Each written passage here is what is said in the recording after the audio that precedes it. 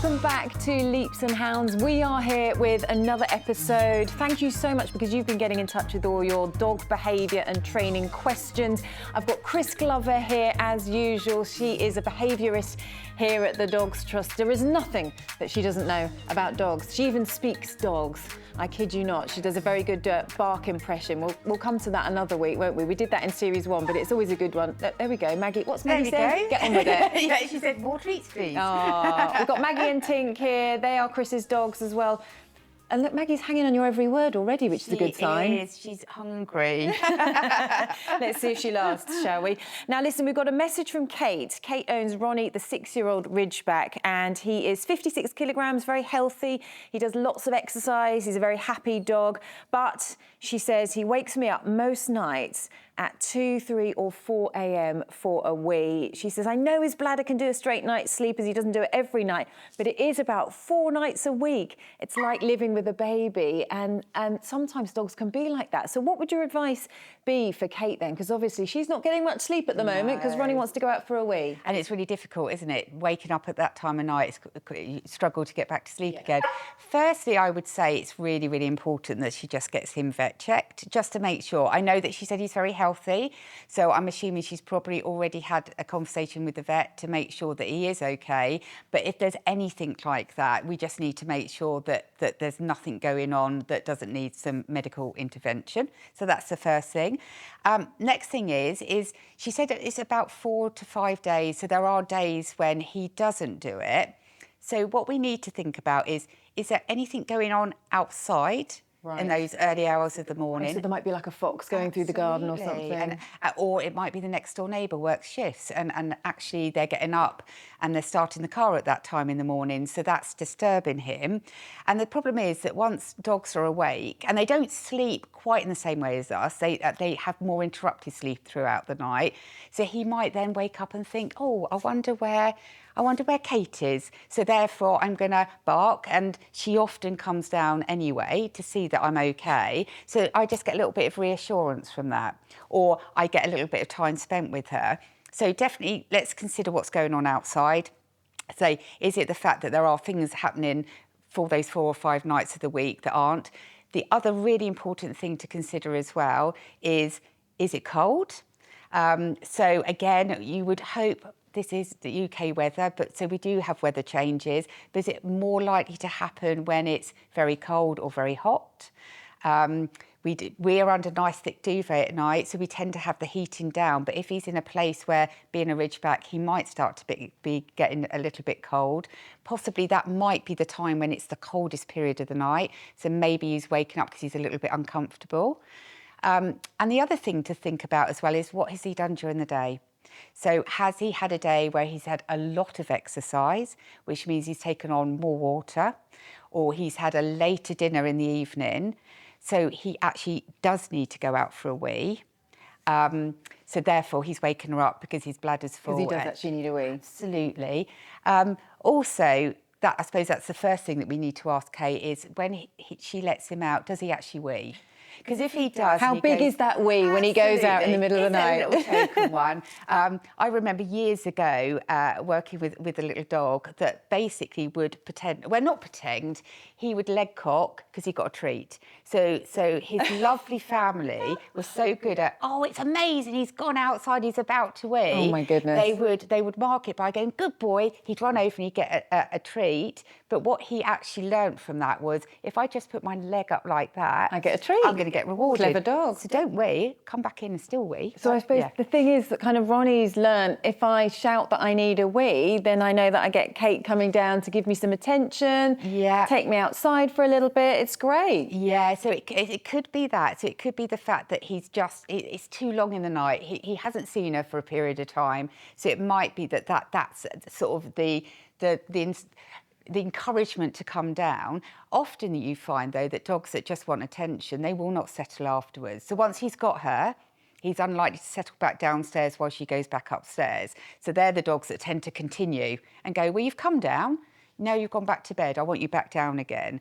I think with Ronnie, he's probably not doing that, is he? He is quite settled. So he probably does need a wee. So again, it's just thinking about what changes has happened to him during the day. Has he had a slightly later dinner? Has he had more exercise, so he's drunk a little bit more?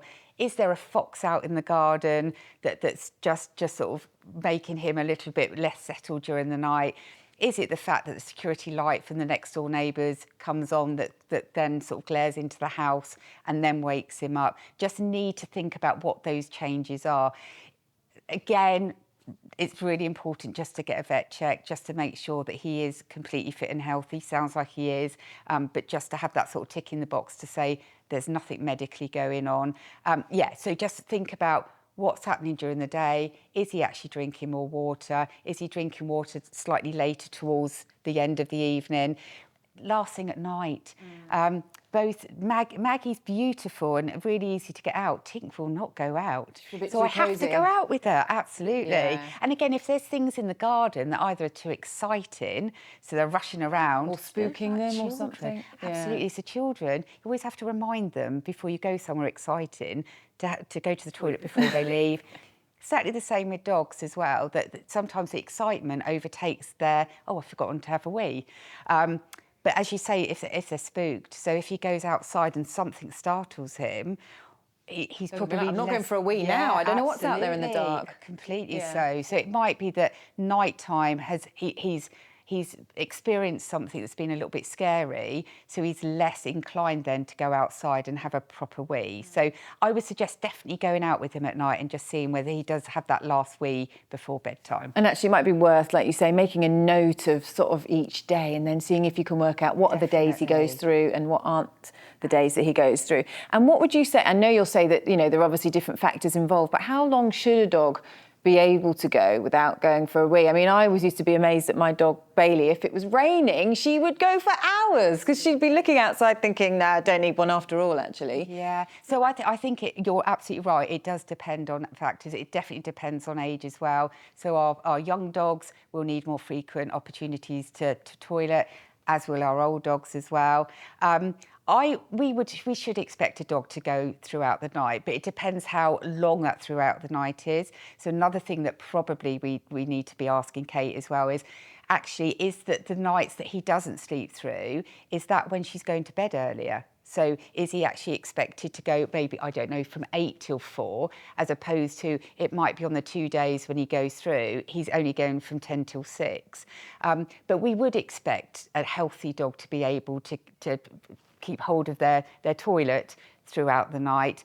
During the day, much different because they are moving around, they're eating, they're probably going to need more frequent toilets. But again, it's very dependent on the dogs.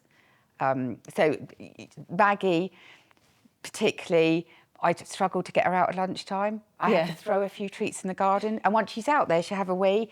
Tink, you're exactly the same as Bailey. If it's raining, if it's cold, if the grass is too long, she'll hold it. She will hold it. Don't like the look of that. But it's a little bit like us. It's not healthy to hold it for too long. No, that's true. So we need to make sure that they're having opportunity. But we also can't force a dog to wee.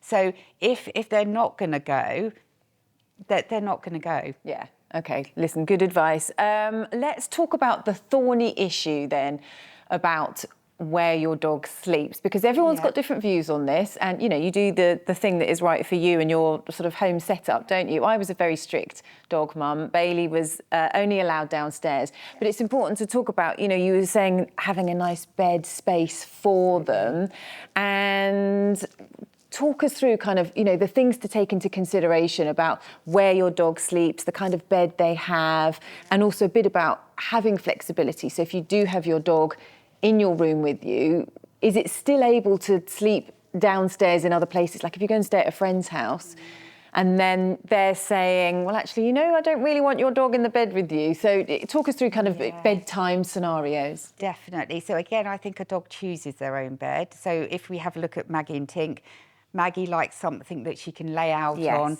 Tink likes something that she can curl up in. Cosy. So again, and we need to consider size of dog, and we also need to consider how hot or how cold they will get. So our husky breeds were probably not be thankful, grateful for a bed like that. They're going to need something, they probably want something that can keep them cool during the sort of the warmer months. So definitely consider the bed that we've got. If then we're thinking about where do we want them to sleep, even if you've got a dog that's kept downstairs, I would say let them stay where that is most comfortable. So I know that some of us, not me, but some of us would spend a long time in the kitchen. I'm not a good cook, so I don't. But I would say usually we spend a lot of time in the lounge, and that's where the dogs are quite used to being. So a lot of people will tend to use the kitchen as being the area that they sleep in at night, but they're not that used to being in there. Right. So let's consider, if we're happy to, maybe having them in the lounge, because that's a place that they're more comfortable in and they're more used to. If we're taking home a new puppy, and bearing in mind that will be the first night with us, will be the first night that they would have been separated from their mum and potentially the other litter mates, we just need to get them used to that separation. So we can have them downstairs, but we need to be sleeping close to them. Because they'll be a bit anxious about the setup. And also, you know, you'll want to keep an eye on them as well, won't you? So, and we're close to them when they need to go out for a wee as well. It's easier to get them out and sort of start that toilet training. So, and then what we can do is once they're really settled, we can then start to move ourselves back upstairs again. If we do have, because a lot of holiday accommodations don't like dogs upstairs, so it's either about considering maybe you can go for holiday accommodation that's on the same floor. Right. So at least you're there nearby. Absolutely. So they know, and they might be able to see you because you could take a baby gate with you, so they're still aware that you're there. But if you do know that sort of moving forwards, there's times when you do like them upstairs, but you also want them to be able to sleep downstairs. What I would say is have totally different beds. So their downstairs bed is a bed that they sleep in overnight that is purely downstairs. Right. And then they have this special bed that's brought out and moved upstairs with them, but isn't always present. Okay. So they can start to differentiate that on the nights when you pick that up, it means, oh, actually, I can sleep upstairs tonight. Got it. And the nights when they need to be downstairs, that's where they're going to sleep. The only thing I would say is, dogs love sleeping with us, not necessarily in our beds, but by the side of us. Being close to you. Absolutely. So if we do that, there is going to likely be some sort of desire to then... But there's nothing worse than a dog crying at the bottom of the stairs, is there, though? That's the trouble. Absolutely. So we do need to be very, very mindful of that, is that from a dog's perspective, they would love to be upstairs with us. We might not be quite so keen on that. So if most of the time we're going to have them downstairs, we do just need to make sure that we practice that more and maybe just do the upstairs stuff for very special occasions. And do you know what I would say? It is worth thinking about it, isn't it? Before you get your dog, actually what your boundaries are going to be, what your ideas are, what your ground rules are, because it's easier to put that in place from the beginning, isn't it? Definitely. Because dogs sort of just like to know where they are. Definitely. And then they sometimes get a bit confused if you're saying, well, one night you can sleep here and another night you have to sleep here. Yeah. But actually, if you're thinking, right, this is what I want, then that makes it easier for them, is that right? Much, much easier. So it's always better to say that this is your environment. And then if I want to open it up as you get a little bit older, I can open it up so much harder, as you said earlier, about restricting environment. So if we're suddenly moving from a 4-bedroom house to a 2-bedroom house, that can be quite traumatic for us because we've got to fit stuff in and we're not used to that sort of reduction in space. And exactly the same with our dogs, that as you say, it's much, much better to basically restrict boundaries to start off with and decide what we want, but also be able to accommodate them as well. So again, you know, your sighthound breeds, they're not going to settle on a cold kitchen floor. They're going to need a nice thick bed in order to lay on. So also be accommodating for what we think our dogs want as well. So Kris, talk to me about location of bed as well. I know you said it's important to kind of make it a nice place where they want to go, make it a cosy bed, but should you have it in the heart of the home so they can kind of keep an eye on what's going on, or should you have it somewhere tucked away where they can escape if they need to? So I think it's very dependent on the dog. So some dogs don't like activity around them, especially if we've got a dog that's a little bit sensitive to visitors or again, movement. So if we can have an alternative, so a bed somewhere where it's a little bit quieter that they can retreat to, that's absolutely amazing. Beds in our lounges, again, we don't want to be tripping over them. So we might want to have them sort of on the corner or out of the way. So again, we're not having to step over the dog as we're going out to get cups of tea in the evening. Also being aware that if they see something outside a window, that's more likely to keep them sort of engaged and active, and we want them settled when they're on their beds. So just getting them somewhere where they can't see things outside, squirrels running across the fence, the cat's next door neighbour's cat looking through the window. But also we just have to just be a little bit mindful about things like fridges. They make funny noises, heating clicking in. If you've got dogs that are very sound sensitive, that might disturb them. But yes, so just making sure that they feel comfortable. And we know when a dog feels comfortable and settled because they do this. Oh, we're looking at Maggie right now. She looks rather very than having to happy. sort of move around and feel as though that they need to get a little bit more comfortable. Yeah, and when it comes to that nighttime behaviour then, and Kate was saying about her dog Ronnie waking her up, what if, you know, you've given the advice to sort of, you know, rule things out and make sure you know what's going on with the dog and what might be causing it. What if we've got a pretty good hunch that it is just attention seeking? What can we do to kind of break that behaviour pattern? Because once they've got used to wanting your attention and knowing that works, how can you resolve that? So it's really difficult. So what we need to do initially is try and set up something during the day, because it's far easier to do that rather than overnight. So if we could just get Ronnie in a situation where he's quite used to not being with Kate, and then we can increase the time frame for that, great. So if he sleeps downstairs, if she's got the opportunity to work upstairs, let's set that up a little bit during the day so that he just gets more used to being downstairs on his own. The other thing, because obviously nobody wants to be woken up in the middle of the night, but if she is fairly sure that he's going to wake up at about 4 o'clock, if again, especially if he needs a wee, if we can preempt it by just at 10 to 4, just going downstairs and just letting him out for the wee, what that's also doing is, rather than being rewarded for the barking, because it gets our attention, we're getting down there and we're allowing him to wee first. My feel is it's probably not attention seeking, because I would expect that to happen, not the immediate, but fairly close to after they've been put downstairs for sleep and we've gone upstairs, because that's the time when we most miss each other. So once the time's gone on a little bit, we probably, I mean, you get dogs that will continue and feel very distressed and carry on feeling very distressed, but a dog that is able to go, say, 6 or 7 hours and then is waking us up, it's unlikely to be an attention-seeking behaviour. But if, as I say, if we said that Ronnie was attention-seeking, it's just about making sure that we give him things to do that are away from us during the day. Absolutely ensure that he's getting enough of our attention during the day, which he absolutely will be doing, because it sounds like he has an amazing life, and just making sure that his physical needs, so water, food and the opportunity to toilet, are all being met, which again sounds they are. Yeah, good advice. And the other thing I would add actually is, if this is again one of my things, so you could feel free to say, no, what on earth are you doing, Charlotte? But I always think if it is something like in the middle of the night, then keep it functional, because if they are actually wanting your attention, instead of talking to them, playing with them, whatever, just think, right, I'm just going to let you out, and then you're back to bed and that's it. You're not getting any of my sort of engagement or play at this time of night, because I kind of want to give you the message, this is not playtime, this is not chat time, this is functional. Out for a week, back in bed, that's it. So does that work? Absolutely does. So when we get up in the middle of the night and we're still in sleepy mode and you're just doing, as you say, doing stuff very functionally, that's how we want to be. So we come down, we open the back door, they go out, they come back in, we close the back door, we go straight back to bed. Don't get them all excited. No. And I once had a cat, actually, because I used to do cat behaviour cases before working at Dogs Trust. And this cat multi-pet behaviour. It's amazing. But this cat would basically scratch at his owner's door in order to get him up in the night. Right. He'd get fed.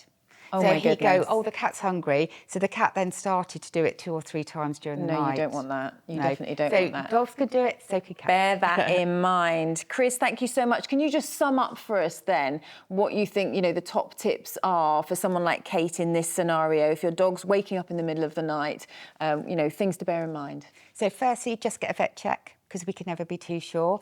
Secondly, just check about when we're feeding, what exercise we're doing, how much water they're taking on board. We never want to restrict water intake, but what we do need to be mindful of is that if they're running around, over-exercising during the day, taking on a lot of water before bedtime, that might mean that their blood is full and they need to go to the toilet at 4 o'clock in the morning.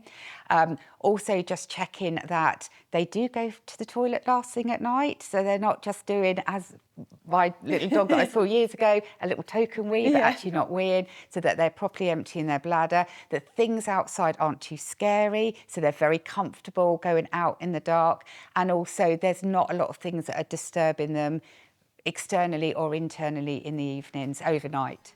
Brilliant advice. Kris, thank you so much for that. Thank you to you for watching Leaps and Hounds. We will be back next week with another episode where we'll be answering all of your dog training questions. We'll see you then.